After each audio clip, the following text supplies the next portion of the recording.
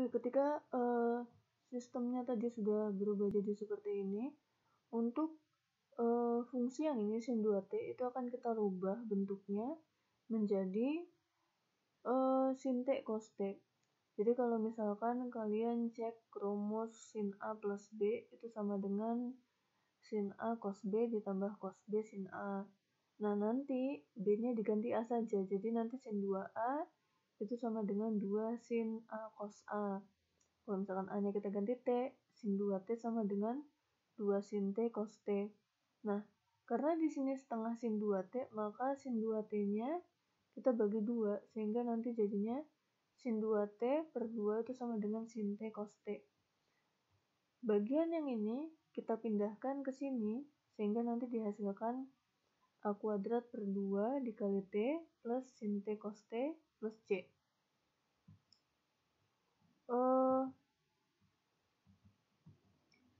Selanjutnya itu adalah kita tentukan nilai dari T dan cos T.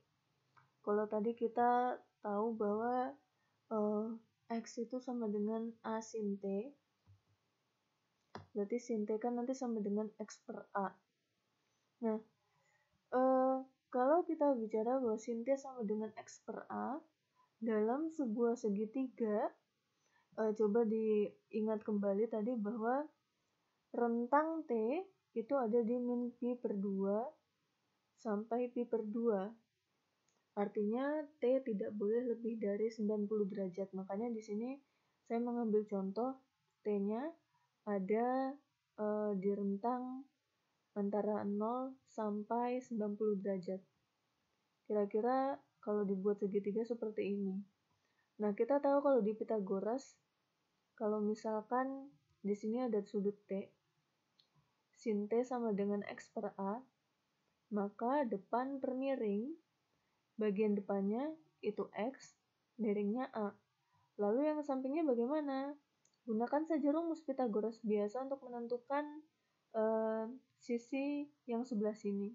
Nanti kalian akan temukan bahwa sisi yang sebelah sini itu akar A kuadrat dikurang X kuadrat.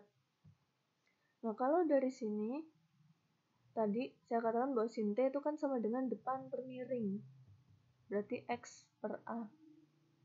Nah, kalau ditanya cos T, berarti ya samping per miring. Jadi nanti kalau cos T berarti sama dengan akar A kuadrat dikurang X kuadrat per A. Ini bentuknya. Nah, ini bentuknya sama dengan ini. 1 per A dikali akar A kuadrat dikurang X kuadrat. Kenapa? Ya karena bagian ini kalau kita kalikan ke atas, hasilnya akan sama dengan ini. Jadi hasilnya sama dengan ini. Nah, 1 per A ini kita masukkan ke dalam akar. Sehingga nanti jadinya 1 per A kuadrat. Kenapa? Karena 1 per A kuadrat kalau kita keluarkan jadinya 1 per A. Sehingga kalau dimasukkan dia jadinya 1 per A kuadrat dikali A kuadrat dikurang X kuadrat. Sekarang kita kalikan ke dalam kurung.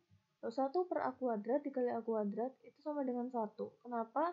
Kita bisa coret A kuadrat per A kuadrat berarti sama dengan 1. Kemudian ini jadi X kuadrat per A kuadrat. Sehingga nanti kita peroleh cos T itu sama dengan akar 1 dikurang X kuadrat per A kuadrat. Tadi kita tahu bahwa sin T itu sama dengan X per A.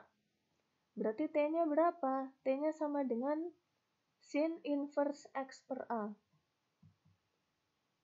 Ingat kembali, kita punya sin T sama dengan X per A. Kemudian cos T-nya akar 1 dikurang X kuadrat per A kuadrat. Dan sin T-nya sama dengan T-nya sama dengan sin inverse X per A. Nah, tadi kita tahu bahwa integral A kuadrat dikurang X kuadrat dx itu sama dengan A kuadrat per 2 dikali T ditambah sin T cos T. Maka yang kita ganti kemudian adalah T-nya. T-nya kita ganti dengan apa? Ini yang tadi sudah kita temukan. Sin inverse X per A. Di sini kita ganti nih. Kemudian kita juga tahu sin T tadi X per A. Ini juga kita ganti. Lalu cos T, tadi kita dapat cos T-nya sama dengan akar 1 dikurang X kuadrat per A kuadrat. Maka kita ganti juga di sini jadi akar 1 dikurang X kuadrat per A kuadrat plus C. Nah, kalikan A kuadrat per 2 ke dalam. Kalau kita kalikan ke dalam, hasilnya nanti akan seperti ini. Kalau yang bagian ini saya yakin kalian sudah paham. Kalau yang bagian kedua, silahkan nanti dihitung sendiri. Ketika A kuadrat per 2 dikalikan ke dalam sini, nanti hasilnya pasti ini. Oke, kita sudah tahu bahwa integral A kuadrat dikurang X kuadrat dx ini harusnya ada akarnya ya. Saya lupa nulis. Itu nanti sama dengan ini. Nah, kalau sistem persamaan ini kita gambar di suatu bidang koordinat kartesius, misalkan ini adalah fungsi y, di mana y sama dengan akar A kuadrat dikurang X kuadrat. Dengan rentang t-nya seperti yang tadi, tapi rentang a-nya kita buat a mulai dari minus a sampai a. Artinya nanti kurvanya akan seperti ini. Nah, misal R itu adalah daerah di bawah kurva. Coba diingat kembali bahwa integral itu adalah mencari luas daerah di bawah kurva. Jadi untuk mencari R, yang kita lakukan adalah mengintegralkan fungsi y.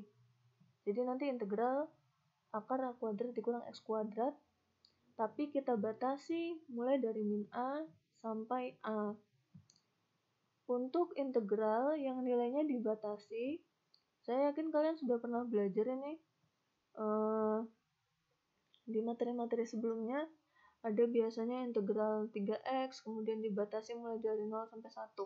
Prinsipnya seperti itu saja. Jadi nanti batas ini diberlakukan pada hasil yang sudah kita peroleh tadi, yang bagian ini.